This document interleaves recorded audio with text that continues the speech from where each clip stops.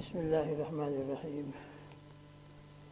الحمد لله وحده والصلاة والسلام على من لا نبي بعده، ونشهد أن لا إله إلا الله وحده لا شريك له، ونشهد أن سيدنا وحبيبنا وسندنا ومولانا محمد عبده ورسوله، صلوات الله وسلامه على سيد الأولين والآخرين إمام الأنبياء والمرسلين قائد القبر المهجرين سيدنا محمد وعلى آله وأصحابه وأزواجه وأتباعه أجمعين وبارك وسلم تسليما كثيرا كثيرا. أما بعد فأعوذ بالله من الشيطان الرجيم. بسم الله الرحمن الرحيم. الله لا إله إلا هو الحي القيوم لا تأخذه سنة ولا نوم، له ما في السماوات وما في الأرض، من ذا الذي يشفع عنده إلا بإذنه، يعلم ما بين أيديهم وما خلفهم، ولا يحيطون بشيء من علمه إلا بما شاء، وسع كرسيه السماوات والأرض ولا يؤوده حفظهما وهو العلي العظيم. صدق الله العظيم. رب اشرح لي صدري ويسر لي أمري واحلل عقدة من لساني. سبحانك لا علم لنا إلا ما علمتنا إنك أنت العليم الحكيم. اللهم انفعنا بما علمتنا وعلمنا ما ينفعنا. اللهم فقهنا في الدين وعلمنا التأويل. إن الله وملائكته يصلون على النبي يا أيها الذين آمنوا صلوا عليه وسلموا تسليما. اللهم صل على سيدنا محمد وعلى آل سيدنا محمد كما تحب وترضى عدد ما تحب وترضى. اللهم صل على سيدنا محمد أفضل صلواتك وأشرف صلواتك بعدد معلوماتك. اللہ لا الہ الا ہو، اللہ کے سوا کوئی معبود نہیں. الحی القیوم زندہ ہے، کبھی اس پر موت نہیں آ سکتی، ہمیشہ سے ہے اور ہمیشہ رہے گا، ازل سے ہے اور ابد تک رہیں گے.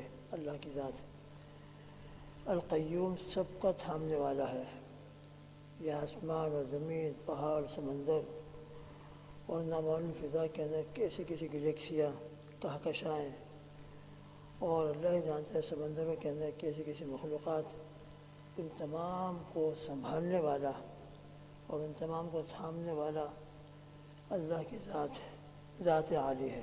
القیوم لا تأخذہ سنۃ ولا نوم، نہ اونگ اس کو دبا سکتی ہے نہ نیند. سینہ کہتے ہیں جب انسان کو نیند آنے والی ہوتی ہے تو شروع میں ایک غنودگی جیسی کیفیت بنتی ہے، بیٹھے بیٹھے اونگنے لگتا ہے. تو نیند سے پہلے کی جو غنودگی والی کیفیت ہوتی ہے اس کو سینہ کہا جاتا ہے، اونگ کہا جاتا ہے. ایک کمپلیٹ نیند نہیں ہوتی، البتہ نیند کا ابتدائی مرحلہ ہوتا ہے، اور جب یہی آگے بڑھ جاتی ہے تو پھر اس کے بعد نیند کی کیفیت طاری ہوتی ہے. مکمل انسان سو جاتا ہے، بالکل غافل ہو جاتا ہے، اس کے پاس کیا ہو رہا ہے، اس کی آنکھیں، اس کا ہاتھ، اس کے جسم کے جو اعضاء ہیں وہ سب کام کرنا بند کر دیتے ہیں. بس اس کا دماغ چلتا رہتا ہے، اس کا دل چلتا رہتا ہے، باقی سب اس کے ہاتھ پیر وغیرہ کام اس کا بند ہو جاتا ہے. غفلت اس وقت طاری ہو جاتی ہے، مکمل غفلت طاری ہو جاتی ہے. یہاں اللہ سبحانہ و تعالیٰ کی یہ اللہ لا الہ الا ہو یہ پہلا جملہ ہے، الحی القیوم دوسرا جملہ ہے، اور لا تأخذہ سنۃ ولا نوم یہ تیسرا جملہ ہے. اور یہ تیسرا جملہ جو ہے الحی القیوم ہی کی تاکید ہے. جب اللہ کی ذات عالی حی قیوم ہے، سب کو سنبھالنے والی ہے، تو اس کے لیے لازم ہے کہ اللہ کے اوپر ذرا بھی غفلت اور غفلت کے آثار طاری نہ ہوں، ذرہ برابر بھی. اس لیے کہ ذرا بھی اگر غفلت کے آثار طاری ہو جائیں گے تو یہ پھر جو پورا نظام چل رہا ہے یقیناً اس میں خلل آ سکتا ہے. یقیناً پھر آسمان جو تھما ہوا ہے اور پورے کائنات کا نظام جو چل رہا ہے اس میں خلل پیدا ہو سکتا ہے. لہذا فرماتے ہیں کہ اللہ سبحانہ و تعالیٰ چونکہ قیوم ذات ہے، اس لیے اس کے اوپر ایک رائے کے برابر، ایک سیکنڈ کے برابر بھی کسی چیز سے غفلت نہیں آ سکتی. چنانچہ ابن کثیر نے، علامہ ابن کثیر اس کی تفسیر کرتے ہوئے فرماتے ہیں لا تأخذہ سنۃ ولا نوم، اے لا یعتریہ نقص ولا غفلۃ ولا ذہول عن خلقہ، یعنی جب وہ قیوم ذات ہے تو قیوم ہونے کی نسبت سے اور قیوم ہونے کی وجہ سے اللہ کی ذات عالی کے اوپر کبھی بھی غفلت کے نام و نشان اور اپنے مخلوق سے ذرا بھی ذہول ہو جائے، بھول جائے، یہ ناممکن ہے۔ آگے چل کے فرماتے ہیں شہید علی کل شیء لا یغیب عنہ شیء، وہ ہر چیز کو دیکھنے والا ہے۔ اللہ سبحانہ و تعالیٰ سے کوئی چیز مخفی نہیں ہے۔ لا یعزب عنہ مثقال ذرۃ، پوری کائنات کے اندر ایک ذرے کے برابر میں کوئی چیز ہو تو اس سے چھپی ہوئی نہیں ہے۔ اور یہ کیوں نہیں ہے؟ اس لیے کہ اللہ سبحانہ و تعالیٰ قیوم ذات ہے، ان کے اوپر نہ کوئی اونگ کی کیفیت آتی ہے کہ جس میں ذرا سی غفلت آ جاتی ہے، اور نہ نیند آتی ہے کہ جس میں کمپلیٹ غفلت آ جاتی ہے۔ لہذا جب ان پر وہ قیوم ذات ہے تو قیوم ہونے کے لیے لازم ہے کہ ان کے اوپر نہ اونگ طاری ہو نہ نیند طاری ہو۔ لہذا اللہ سبحانہ و تعالیٰ اونگ سے بھی بالکل پاک ہے اور نیند سے بھی بالکل منزہ ہے، نہ ان کو اونگ آتی ہے نہ نیند آتی ہے۔ اس میں دراصل ایک اور بات کی طرف بھی اشارہ ہے کہ ایک انسان اپنی ناقص عقل کے اعتبار سے کبھی یہ سوچنے لگے کہ اللہ سبحانہ و تعالیٰ کے بارے میں ہم سنتے ہیں کہ اللہ تعالیٰ پورے آسمان اور کائنات کے نظام کو سنبھالے ہوئے ہے، تو دنیا کے اندر ہم انسانوں کو دیکھتے ہیں کہ چاہے وہ کتنے قوی انسان ہو، چاہے کتنے تندرست انسان ہو، مگر وہ کام کرتے کرتے تھک جاتا ہے، اور تھکنے کی وجہ سے پھر اس کو ضرورت پیش آتی ہے کہ تھوڑا آرام کرے۔ کام کرتے کرتے کرتے کبھی اس کو غفلت کی وجہ سے اونگ آ جاتی ہے، اور کبھی کامل نیند کے اندر چلا جاتا ہے وہ۔ تو ایک انسان شاید اپنے اوپر اللہ کو قیاس کرتے ہوئے یہ سوچے کہ جب دنیا کا انسان کام کرتے کرتے چاہے کتنا بھی قوی انسان ہو، مگر تھکن اس پر آ جاتی ہے، اور تھکن کے آنے کی وجہ سے کبھی اس کے اوپر غفلت اونگ طاری ہو جاتی ہے، اور کبھی وہ آرام کا اس کے اوپر تقاضا زبردست آتا ہے، وہ سو جاتا ہے تاکہ اس کو کچھ آرام مل جائے۔ تو اللہ سبحانہ و تعالیٰ نے انسان کے اس خیال کی تردید فرماتے ہوئے اور اس خیال کی نفی کرتے ہوئے فرمایا کہ تم اللہ سبحانہ و تعالیٰ کو اپنے اوپر قیاس مت کرنا، کہ ہم دنیا میں دیکھتے ہیں کہ دنیا میں ایک انسان کام کرتے کرتے تھک جاتا ہے، اور اس کی وجہ سے کبھی اس پر غفلت طاری ہو جاتی ہے، کبھی اونگ طاری ہو جاتی ہے، کبھی بالکل آرام کا وہ محتاج بن جاتا ہے، نیند کے بغیر اس کو چین نہیں آتا۔ تو تم اللہ جل جلالہ و منوالہ کو کسی بھی مخلوق کے اوپر، کسی بھی انسان کے اوپر قیاس مت کرنا۔ لیس کمثلہ شیء، وہ مثل و مثال سے بالکل بالا تر ہے، لہذا نہ ان کے اوپر نیند آ سکتی ہے اور نہ ان کے اوپر اونگ طاری ہو سکتی ہے۔ ابن کثیر فرماتے ہیں لا تأخذہ لا تغلبہ سنۃ، اونگ بھی ان پر غالب نہیں آتی، ولا نوم، اور نوم تو اونگ کا اور بھی قوی حصہ ہے۔ جب غفلت کا جو ابتدائی حصہ ہے اونگ، وہ نہیں آ سکتی تو نیند تو بہت دور کی بات ہے۔ لہذا نہ ان کے اوپر اونگ طاری ہو سکتی ہے، نہ اونگ ان کو آگے دبا سکتی ہے۔ انسان کبھی بیٹھے بیٹھے اس سے بوس ہو جاتا ہے، کبھی بلا ارادہ اونگ آنا شروع ہو جاتی ہے، تو اللہ سبحانہ و تعالیٰ اس سے بھی منزہ ہے کہ بلا ارادہ اتفاق سے ان کے اوپر اونگ آ گئی۔ ڈرائیور کبھی کبھی آپ نے دیکھا ہوگا چلاتے چلاتے کبھی اس کو اونگ آ جاتی ہے تو اس کا جو کنٹرول ہے وہ ختم ہو جاتا ہے، اور ظاہر سے اونگ کے نتیجے کے اندر بڑا سے بڑا ایکسیڈنٹ ہو جاتا ہے۔ معلوم ہوتا ہے کہ اونگ سے بھی انسان کی زندگی کے اندر خطرناک قسم کے ایکسیڈنٹ آ سکتے ہیں اور ایکسیڈنٹ ہو جاتے ہیں۔ تو اللہ سبحانہ و تعالیٰ کے یہاں یہ بھی نہیں ہے، بالکل ارادے سے بھی ان کو سونے کی ضرورت نہیں ہے، بلا ارادہ بھی ان کے اوپر اونگ طاری نہیں ہوتی۔ اس لیے کہ اگر اونگ طاری ہو جائے تو یہ پورا نظام کہاں جائے گا؟ پورا نظام آسمان و زمین کا درہم برہم ہو جائے گا۔ حالانکہ ہزاروں اور لاکھوں انسان سے آسمان اور کائنات کا نظام پوری طرح قائم ہے۔ آفتاب پورا اپنے وقت پر نکل رہا ہے، غروب ہو رہا ہے، جیسے آج ظہر کے بعد کی تفسیر کے اندر آپ نے سنا ہوگا، اور شمس تجری کے اندر یہی بات مولانا سلیم صاحب نے فرمائی تھی کہ ایسا کیسا نظام ہے، کیسا نظام، پورا نظام چل رہا ہے، اور اللہ سبحانہ و تعالیٰ پوری طرح ہر ایک کو کنٹرول کیے ہوئے ہے۔ اگر اللہ کے اوپر ذرا اونگ طاری ہو جائے تو یہ پورا کنٹرول ختم ہو جائے، پورا نظام درہم برہم ہو جائے۔ لہٰذا اللہ جل جلالہ و نوالہ کو کوئی شخص اپنے اوپر قیاس نہ کرے۔ اللہ کی ذات عالی بہت بہت انسانوں سے اور تمام مخلوقات سے بالا و برتر ہے۔ کوئی مخلوق اللہ کے مثل نہیں، لیس کمثلہ شیء، اللہ کے برابر، اللہ کے مثل کوئی چیز نہیں ہے، کوئی مخلوق نہیں ہے۔ تو بہرحال لا تأخذہ سنۃ ولا نوم، یہ الحی القیوم کی تاکید ہے، اور اسی کی تاکید میں فرمایا کہ وہ ایسی قیوم ذات ہے اور آسمان و زمین کو، پورے کائنات کے نظاموں کو ایسا سنبھالے ہوئے ہے، تھامے ہوئے ہے کہ ان کے اوپر اس کائنات کو تھامنے کی وجہ سے نہ تھکن آتی ہے اور نہ اونگ آ کر ان کو دبا سکتی ہے، نہ نیند کی وہ محتاج ہے، بلکہ وہ ہمیشہ سے زندہ ہیں، ہمیشہ زندہ رہیں گے اور قائم بذاتی ہی ہے، بالکل پوری طرح ایکٹیو اور پوری طرح کنٹرول کیے ہوئے ہیں۔ اللہ لا الہ الا هو الحی القیوم لا تأخذہ سنۃ ولا نوم۔ اس کے بعد فرماتے ہیں لہ ما فی السماوات و ما فی الارض، اللہ ہی کے ملک میں ہے وہ تمام چیزیں جو آسمانوں میں ہیں اور جو زمین میں ہے۔ ہمارا ایمان ہے کہ اللہ سبحانہ و تعالیٰ نے پوری کائنات کو اپنے قدرت سے بلا شرکت غیر پیدا فرمایا ہے۔ بدیع السماوات والارض ہے، اللہ کی ذات عالی تھی، کوئی چیز موجود نہیں تھی، اللہ نے عرش کرسی کو پیدا فرمایا، یہ 7 آسمان پیدا فرمائے، زمین پیدا فرمائی، اور نہ معلوم یہ سمندر، یہ پہاڑ اور کیا کیا مخلوقات ہیں۔ پہلے جیسے آیا تھا، بعض حضرات نے فرمایا، ابو سعید خدری رضی اللہ تعالیٰ عنہ کہ 40,000 عالم ہے، کسی نے فرمایا 80,000 عالم ہے۔ کتنی چیزیں پیدا فرمائے اللہ کے علم میں ہے، اللہ ہی جانتے ہیں۔ دنیا میں بڑی بڑی کمپنیاں ہوتی ہیں اور بڑی بڑے فیکٹریاں ہوتی ہیں، وہ مال بناتے ہیں اور مال بنانے کے بعد وہ بیچتے ہیں، سپلائی کر دیتے ہیں۔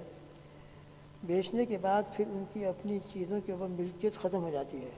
بڑی بڑی کاریں ہیں، بڑی بڑی فلائٹ ہیں، کیا کیا چیزیں ہیں بنتی ہیں دنیا میں، لیکن جب انہوں نے بیچ دیا تو وہ چیزیں ان کی ملکیت سے نکل جاتی ہیں اور دوسرے اس کے مالک بن جاتے ہیں، اور دوسرے مالک بننے کے بعد پھر اس میں جو چاہے تصرف کرتے ہیں۔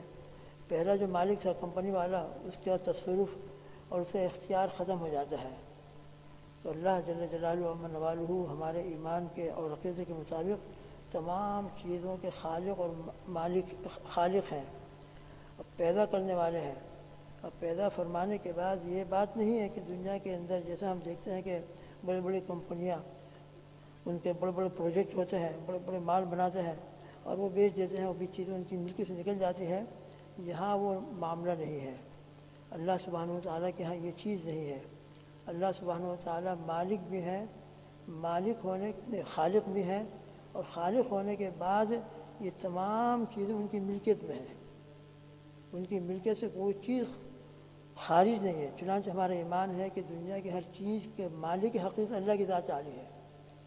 ہمارے پاس جو مال و دولت ہے، اللہ نے وقتی طور پر ہم کو مالک بنا دیا ہے، انسان ہو یا اور کوئی مالک مجازی تو ہو سکتا ہے، مالک حقیقی نہیں ہو سکتا۔ باقی دنیا اور کائنات کی ہر چیز کا مالک اللہ کی ذات عالی ہے، اور تمام کے تمام چیزیں اللہ کے سامنے غلام بن کر حاضر رہتے ہیں، ہر چیز۔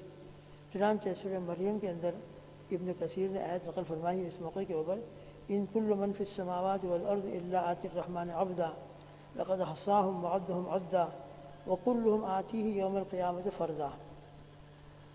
اللہ سبحانہ و تعالیٰ اس آیت شریفہ میں ارشاد فرماتے ہیں، ان کل من فی السماوات والارض، بے شک یقیناً آسمانوں اور زمینوں میں جو کچھ ہے، خود آسمان ہو، آسمان کے اندر کی مخلوقات ہو، زمین ہو، زمین کے اندر کی تمام مخلوقات ہیں، یہ تمام کی تمام چیزیں الا آتی الرحمن عبدا، اللہ جل جلالہ عما نوالہ کے سامنے سب کے سب غلام بن کر حاضر ہیں، غلام بن کر حاضر۔ کسی کی مجال نہیں ہے کہ اللہ سے ذرا برابر بغاوت کر سکے اور اللہ کے حکم کے خلاف کوئی کام کر سکے۔ انسان ہے کہ وہ سرکش بن جاتا ہے، ورنہ یہ آسمان اور یہ زمین اگرچہ اس کی سرکشی وقتی ہے، اس کی وقتی سرکشی بھی ختم ہو جائے گی۔ میدان حشر کے اندر جب پہنچیں گے، سب کے سب اللہ کے سامنے بالکل خاموش ہوں گے، اور رب ذوالجلال کی اس وقت حکومت ہوگی، کسی کی حکومت تک نہیں ہوگی۔ بڑے بڑے بادشاہ اس کے سامنے بالکل ذلیل و خوار ہو کر حاضر ہوں گے۔ لمن الملک اليوم للہ الواحد القہار، لہذا آخرت میں تو مالک حقیقی اور مالک مجازی، وہاں مالک مجازی ہونے کا سوال ہی نہیں ہے، پوری ملکیت اللہ تعالیٰ کی ہوگی۔ دنیا میں کسی کے پاس ملک مجازی ہے، مگر ہمارا ایمان یہ ہے کہ ملک حقیقی تو اللہ ہی کی ہے، لہذا لہو ما فی السماوات و ما فی الارض۔ تو دنیا کے کمپنیوں کی طرح نہیں ہے کہ مال سپلائی کر دیا ہو تو سپلائی کرنے کے بعد ان کی ملکیت ختم ہو جاتی ہے، نہیں، اللہ کی ملکیت قائم ہے، بلکہ اللہ کی ملکیت کے قائم ہونے کے بعد پھر قرآن میں ایک اور بات فرمائی ہے، یدبر الامر من السماوات الی الارض۔ تمام چیزوں پر ملکیت بھی ہے، اور ملکیت کے بعد تدبیر بھی، کس طریقے سے اب نظام چلنا چاہیے اور کس طریقے سے یہ کارروائی ہونی چاہیے، پوری تدبیر بھی اللہ ہی کے قائم ہے۔ تو خالق بھی وہ ہے، مالک بھی وہ ہے، اور مدبر بھی وہ ہے۔ لہذا یہ آسمان اور زمین کی تمام مخلوقات اور تمام چیزیں اللہ ہی کی پیدا کی ہوئی ہیں، اللہ خالق ہے ان کے، اور خالق ہونے کے بعد ملکیت ابھی تک ملک حقیقی انہی کی قائم ہے، اور ملک حقیقی ان کی قائم ہونے کے ساتھ پھر تدبیر بھی ان کی چلتی ہے پوری، یہ نہیں کہ ان کی اندر کوئی دوسرا آ کر تصرف کر دے۔ بعد میں تو ایسا بھی ہوتا ہے کہ میری کار ہے، کوئی دوسرا لے گیا اور دوسرا لے کے اس میں تصرف کر رہا ہے، اس کو استعمال کر رہا ہے اور اس کے اندر تصرف کر رہا ہے، نہیں، یہ آسمان اور زمین کی تمام چیزیں اللہ کے ملک میں بھی ہے، اور پھر یدبر الامر من السماء، تمام چیزوں کا مدبر بھی وہی ہے۔ اس کے اندر جو کارروائی ہو رہی ہے، جو کچھ تصرف ہو رہا ہے، وہ صرف اللہ ہی کے حکم سے ہو رہا ہے۔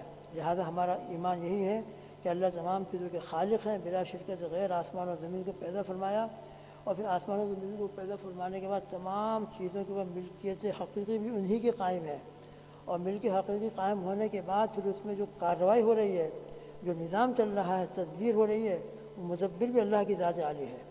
لہذا اللہ تعالیٰ خالق بھی ہے، مالک بھی ہے، یدبر الامر من السماء، مدبر بھی ہے۔ اسے کوئی چیز اللہ کی ملکیت سے خارج نہیں، اللہ کے تصرف سے خارج نہیں۔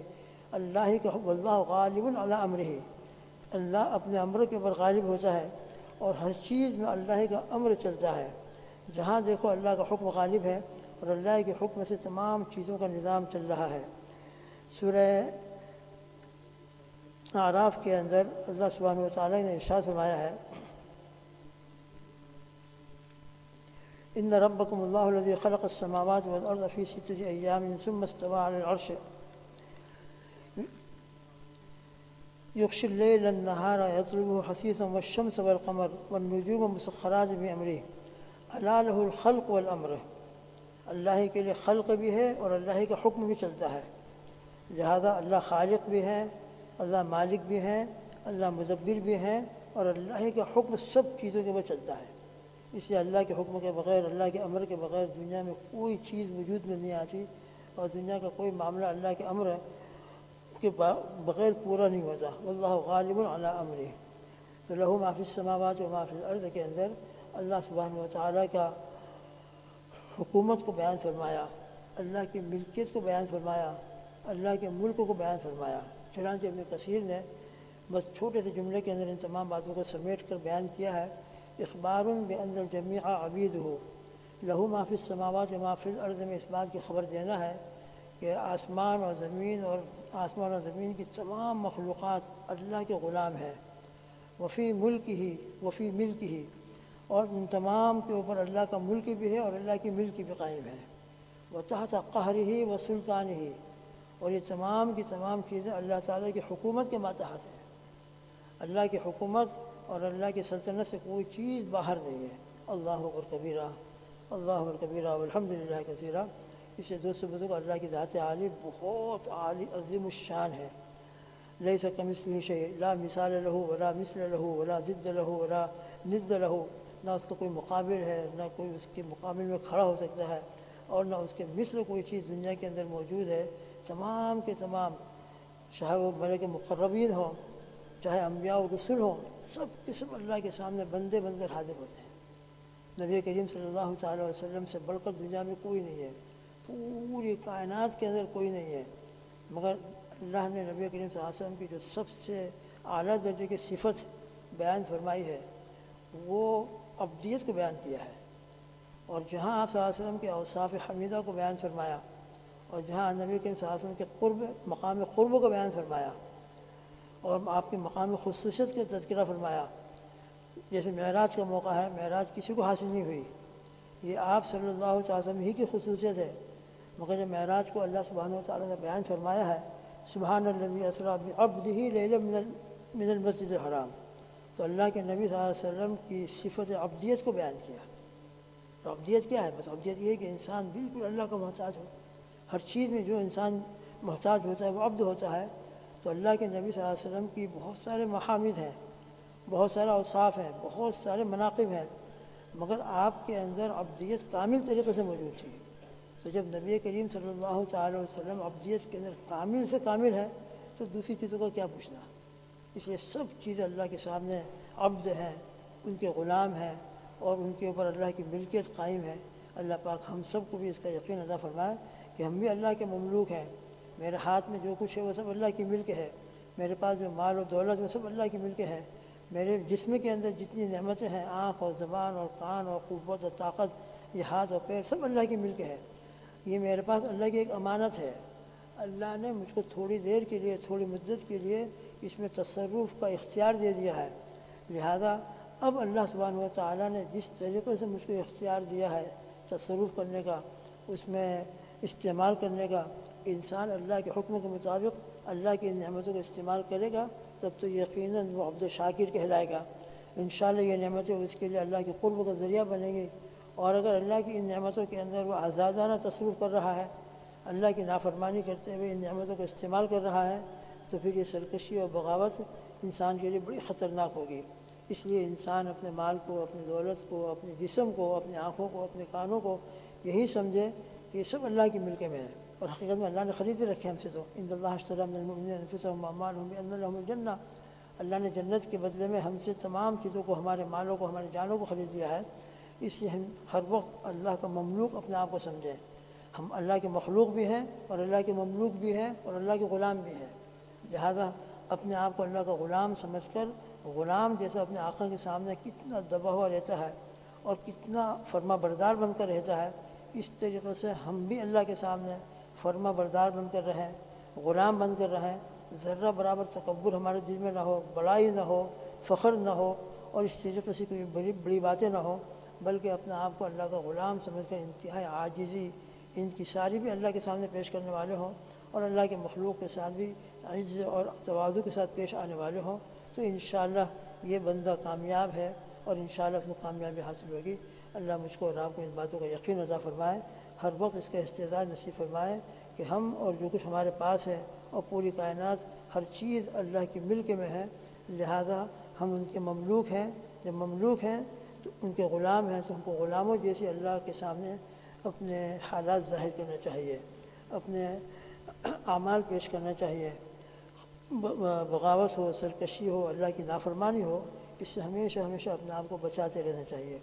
اللہ پاک مجھ کو اور آپ کو سب کو اس کا یقین عطا فرمائے اور اس پر عمل کی توفیق عطا فرمائے۔ اللہم آمین۔ بسم اللہ الرحمن الرحیم، الحمدللہ رب العالمین والعاقبۃ للمتقین، والصلاۃ والسلام علی سیدنا محمد وعلی آلہ واصحابہ وازواجہ واتباعہ اجمعین، وبارک وسلم تسلیما کثیرا کثیرا کثیرا۔ یا اللہ یا رحمن یا رحیم یا ذا الجلال والاکرام، لک الملک کلہ ولک الخلق کلہ والیک یرجع الامر کلہ۔ اللہم صلی علی محمد وعلی آل محمد کما صلیت علی ابراہیم وعلی آل ابراہیم انک حمید مجید۔ اللہم بارک علی محمد وعلی آل محمد کما بارکت علی ابراہیم وعلی آل ابراہیم انک حمید مجید۔ اللہم یا رب العرش العظیم، اللہم یا رب العرش العظیم، انت خالقنا ومالکنا یا ذا الجلال والاکرام یا ارحم الراحمین۔ إنا نسألك برحمتك التي وسعت كل شيء أن تغفر لنا وترحمنا، اللهم اغفر لنا واغفر جميع أمة محمد صلى الله عليه وسلم، اللهم يا أرحم الراحمين ارحمنا وارحم جميع أمة محمد صلى الله عليه وسلم، اللهم يا ذا الجلال والإكرام يا حنان يا منان يا بديع السماوات والأرض یا خالق کل شیء یا مالک کل شیء، یا اللہ ہم سب کے پر رحم فرما، آپ کی اطاعت اور فرما برداری والی زندگی نصیب فرما، ہمیشہ آپ کا غلام بن کر، آپ کا مطیع و فرما بردار بن کر، آپ کا وفادار بندہ بن کر اور بندی بن کر یا اللہ زندگی گزارنے کی توفیق عطا فرما، آپ کے حکم کی نافرمانیوں سے ہماری حفاظت فرما، یا اللہ ہمارے جسم کے اندر جتنی نعمتیں ہیں وہ سب آپ کے عطا کی ہوئی ہیں، مالک حقیقی آپ ہی ہیں، یا اللہ آنکھوں کا استعمال، کان کا استعمال، زبان کا استعمال اور پورے جسم کا استعمال یا اللہ آپ کی مرضی کے مطابق ہو جائے، ہمارے عقل و دماغ آپ کی مرضی کے مطابق سوچنے لگے، اے اللہ ہم سب کو ایسی مبارک توفیق عطا فرما، یا اللہ یہ آنکھیں اور یہ کان اور یہ زبان آپ کی نافرمانی میں استعمال ہو. یہ نعمتیں جو آپ نے ہم کو وقتی طور پر دے رکھی ہیں ہمارے پاس امانت ہے. یا اللہ اس کے اندر ہم بغاوت کریں اور سرکشی کریں، اور سرکشی اور بغاوت کرتے ہوئے آنکھوں کا غلط استعمال ہو، زبان کا غلط استعمال ہو، یا اللہ ہاتھوں کا غلط استعمال ہو، پیر ہمارے گناہوں کی طرف چل رہے ہوں، یا اللہ ہاتھوں سے ہم کسی پر ظلم کر رہے ہوں، زبان سے کسی کی غیبت کر رہے ہوں، کسی کی تحقیر کر رہے ہوں، اور یا اللہ کسی کو ہم حقیر سمجھ رہے ہوں. یا اللہ ان تمام برائیوں سے ہم آپ کی پناہ مانگتے ہیں، اور ان تمام گناہوں سے یا اللہ آپ سے توبہ کرتے ہیں، معافی مانگتے ہیں. ان تمام عظیم جرائم سے ہمارے قلوب کی، ہمارے جسم کی حفاظت فرما. ہر آن ہر لمحہ یا اللہ عجز اور تواضع والی زندگی نصیب فرما. آپ کا غلام اور بندہ بن کر زندگی گزارنے کی توفیق عطا فرما. آپ کی ذات عالی کی معرفت عطا فرما، آپ کی محبت عطا فرما، آپ کی خشیت و خوف عطا فرما. یا اللہ رمضان کا مبارک مہینہ چل رہا ہے، شب قدر نصیب فرما. یا اللہ رمضان کے مبارک مہینے میں آپ کروڑوں لوگ انسانوں کو، لاکھوں انسانوں کو جہنم سے آزادی دیتے ہیں. یا اللہ ہم کو، ہمارے بچوں کو، ہمارے گھر والوں کو، ہماری بیویوں کو، ہماری والدین کو، ہمارے تمام متعلقین دوست احباب کو، یا اللہ ہمارے تمام بھائی بہنوں کو اور تمام رشتہ داروں کو، پوری امت کو جہنم سے آزادی عطا فرما دے. اللہم انا نسألک من الخیر کلہ عاجلہ وآجلہ ما علمنا منہ ما لم نعلم. یا اللہ دنیا اور آخرت کی تمام مشکلات کو آسان فرما، محتاجگی سے حفاظت فرما. یا اللہ حلال پاکیزہ برکت والی روزی ہم کو، ہمارے بچوں کو، پوری امت کو، ہمارے تمام متعلقین کو عطا فرما. جو بیمار ہے ان کی شفا کاملہ عاجلہ مستمرہ عطا فرما.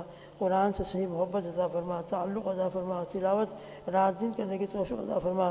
قرآن کی برکت سے اللہ ہمارے قلوب کی اصلاح فرما، ہمارے قلوب کو منور اور مجلہ فرما. قرآن کی تلاوت کی برکت سے، موت کو یاد کرنے کی برکت سے اللہ ہمارے دلوں میں گناہوں کے جتنے اثرات ہیں وہ تمام ختم فرما. یا اللہ یقیناً موت آنے والی ہے، موت کے آنے سے پہلے ہم سب کو موت کی صحیح تیاری کی توفیق عطا فرما. یا اللہ اپنے کرم سے، اپنی رحمت سے، اپنے فضل سے ہمارے لیے خیر کے فیصلے فرما. یا اللہ جس کی جو حاجت ہے، حاضرین و غائبین اور پوری امت کے ایک ایک فرد کی، یا اللہ ان تمام کی حاجتوں کو اپنے خزانے غیب سے پوری فرما. رمضان کی برکتوں سے، لیلۃ القدر کی برکتوں سے ہر ایک کو بھرپور حصہ عطا فرما. یا اللہ جو بیماری پھیلی ہوئی ہے، یا اللہ اس بیماری کو ہمارے شہر سے، ہمارے ملک سے، پوری دنیا سے ختم فرما. اور اس کی وجہ سے اللہ مسلمانوں کو آپ کی ذات عالی کے ساتھ مزید تعلق اور استقامت نصیب ہو جائے، اور پوری انسانیت کو ہدایت اور ایمان نصیب ہو جائے. یا اللہ اس کا ذریعہ بنا دے، سبب بنا دیجیے. آپ قادر مطلق ہیں، آپ کا کوئی عمل حکمت سے خالی ہو، مصلحت سے خالی نہیں ہوتا ہے. یا اللہ اپنے کرم کا، فضل کا، رحمت کا معاملہ فرما. اللہم یا عظیم یا عظیم انت الہنا لا الہ الا انت. اللہم اغفر لنا الذنب العظیم فإنه لا يغفر الذنب العظیم الا العظیم. اللہم انا نسألک برحمتک التي وسعت كل شيء ان تغفر لنا. اللہم یا واسع الفضل اغفر لنا ذنوبنا. اللہم اجعلنا من اتقاء شهر رمضان. اللہم اشف مرضانا وارحم موتانا یا اللہ. اللہم اغفر لنا ولوالدينا ولجميع المؤمنين والمؤمنات والمسلمين والمسلمات الأحياء منهم والأموات. اللهم صل على محمد وعلى آل محمد كما صليت على إبراهيم وعلى آل إبراهيم إنك حميد مجيد. اللهم إنا نسألك بأننا نشهد أنك أنت الله لا إله إلا أنت الأحد الصمد الذي لم يلد ولم يولد ولم يكن له كفوا أحد. وصلى الله تعالى على خير خلقه محمد وآله وأصحابه وأزواجه أجمعين. سبحان ربك رب العزة عما يصفون وسلام على المرسلين والحمد لله رب العالمين برحمتك يا أرحم